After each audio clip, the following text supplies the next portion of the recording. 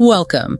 Today we're doing a deep dive into, well, a really haunting Chicago mystery. It's the 1956 disappearance and murder of Barbara and Patricia Grimes, 15 and 12 years old. It's a case that really shook the city. You have to picture it, post-war Chicago. Things felt, maybe safer. And these girls, they were just huge Elvis fans, obsessed with his movie Love Me Tender. Right, and that's where it starts. They went to see the movie at the Brighton Theater. Last time anyone definitively saw them was leaving around, 11:30 p.m., December 28th, 1956. Exactly, but then straight away, confusion, total confusion. You had witnesses saying contradictory things. What were the main conflicts there? Well, one witness, Janice, saw them near the theater talking to two boys, said the girls turned down a ride. But then, almost simultaneously, two other people saw them playing, like hide and seek much closer to their home. How could they be in two places? Okay, so right from the start, the timeline is messy. Extremely messy. And that initial confusion was critical. Their mother reports them missing about 2:15 a.m. Cook County starts its largest ever missing persons search. But the police, they didn't buy it at first. No, not really. They lean heavily on this runaway theory, despite the family just desperately saying, no, that's not them. They wouldn't run away. Those first hours, that assumption, it was probably catastrophic. A runaway theory that must have shaped everything that came next. Especially because this got huge attention, right? Didn't Elvis himself get involved? He did. Elvis made a public plea on the radio asking the girls to go home and ease your mother's worries. Big news. You'd think that would help, wouldn't you? All that attention. You would, but yeah. Well, it also brought out a flood of bad tips. People claiming they saw them everywhere, like Nashville. Yeah. It just sent police chasing leads that went nowhere, wasting precious time. And time was running out. How long were they missing before they were found? 25 days. 25 agonizing days. Then, January 22nd, 1957, a man named Leonard Prescott found their bodies. Nude, frozen solid, near Devil's Creek out in Willow Springs. Oh, God. And the scene? A disaster. Almost immediately, hundreds of people, just volunteers, well-meaning maybe, but completely untrained, they swarmed the area, trampled over everything. Potential evidence, likely destroyed right then and there. So, a compromise scene from the get-go, and then came the autopsy. I hear that was controversial. Hugely controversial. The official Cook County coroner, Walter McCarran, his report said they died within about 5 hours of disappearing on December 28th.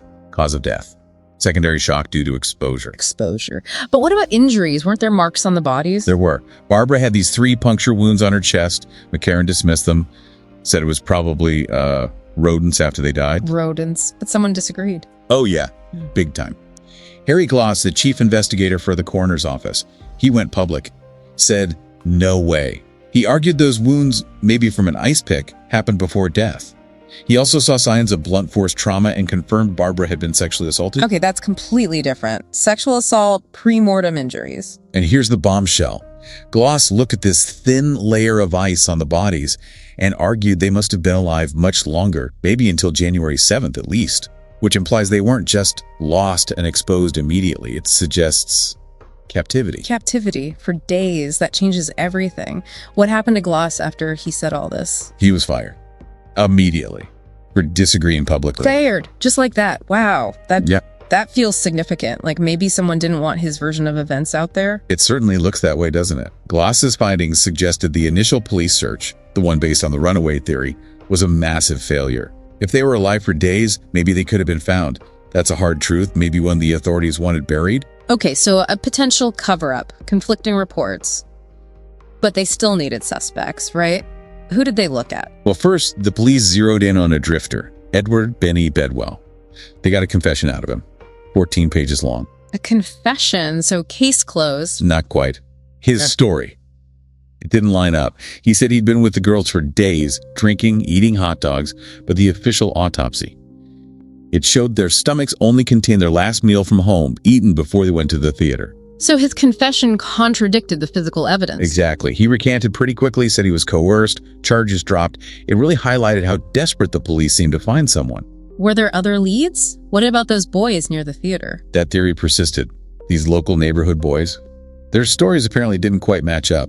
And there was this disturbing secondhand account, someone claiming one of the boys confessed years later. Said they forced the girls out of a car, naked, at knife point, and basically left them to die from exposure. Left them? My God, that's horrifying. But maybe closer to the original autopsy finding. Sort of, but it still doesn't quite explain everything, like Gloss's timeline or the specific injuries he reported. Then there's another, maybe more chilling possibility. Which is? A man named Charles Leroy Melquist.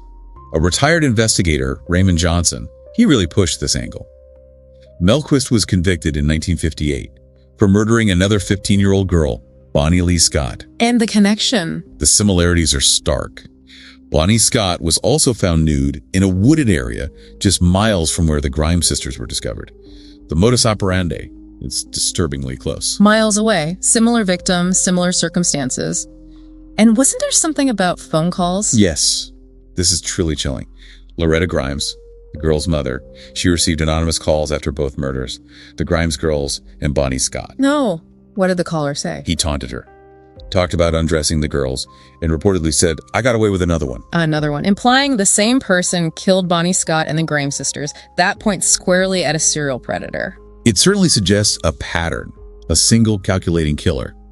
And, when cases like this go cold, when there are no easy answers, people grasp for explanations. How so? Well, you even get really fringe theories popping up. Like, believe it or not, UFO abduction was actually suggested at one point for the Grimes sisters. It just shows how desperate people become for any explanation to fill that terrifying void. It's incredible how this case just lodged itself in the city psyche. People say it's when Chicago lost its innocence. These symbols of carefree youth, Elvis fans going to the movies, turned into symbols of terror. Absolutely. And the case is still open, technically. Yeah. But it's just this tangled mess of questions. Was the autopsy flawed, or worse, a cover-up? Was it local kids who panicked? Or was it someone like Melquist, a serial predator moving through the area? We just don't know for sure. And the family. Their brother James, he rarely speaks about it, but in one interview said, "There's just so much that you think about. The not knowing must be unbearable." It's more than just a cold case file, isn't it? It's about two real girls, Barbara and Patricia. Two lives full of potential, just cut short. It's a wound Chicago still carries. They really aren't forgotten.